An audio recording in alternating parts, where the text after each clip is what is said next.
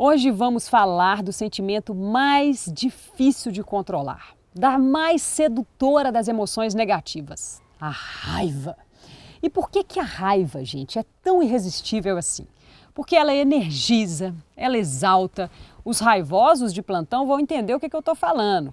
Sim, existe um prazer na raiva e ela vicia. Mas o preço que se paga é caro demais. A violência, e suas consequências e arrependimentos.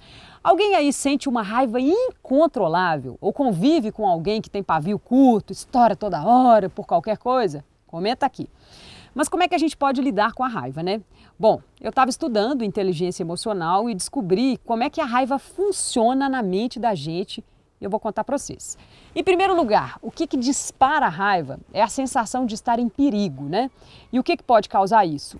Um comentário ofensivo, uma ameaça à autoestima, à dignidade, uma injustiça, humilhação ou uma frustração.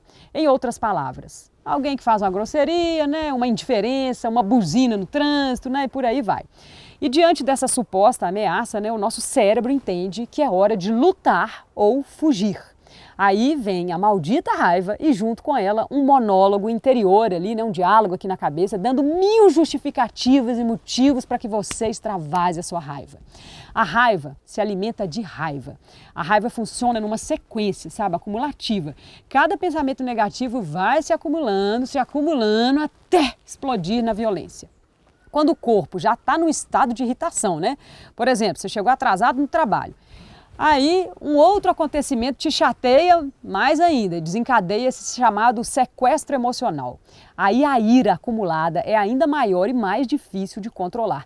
Por isso, para lidar com a raiva, é preciso freá-la o quanto antes. E como é que a gente desarma a raiva?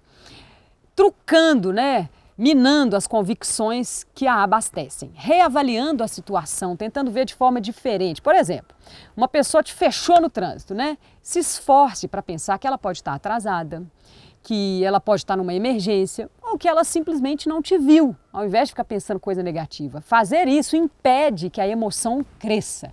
Então o negócio é temperar a raiva com piedade, com compaixão.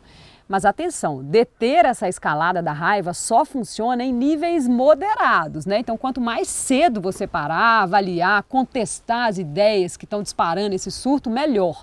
Se você demorar para fazer isso, não adianta. Aí já é tarde demais porque você já vai ter criado 1000 justificativas, atiçando a raiva e entrando num estado em que nem consegue pensar direito, Aquela incapacitação cognitiva. Outra dica, no momento em que o surto da raiva passar, procure um ambiente não propício, para alimentar essa ira.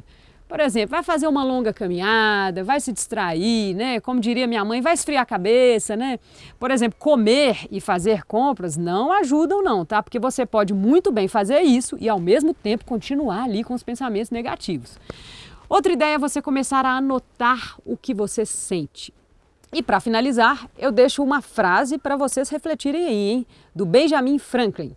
A raiva nunca é sem motivo, embora raramente seja um bom motivo. Conhece alguém que está precisando ouvir isso? Compartilhe um vídeo. Um beijo, pessoal!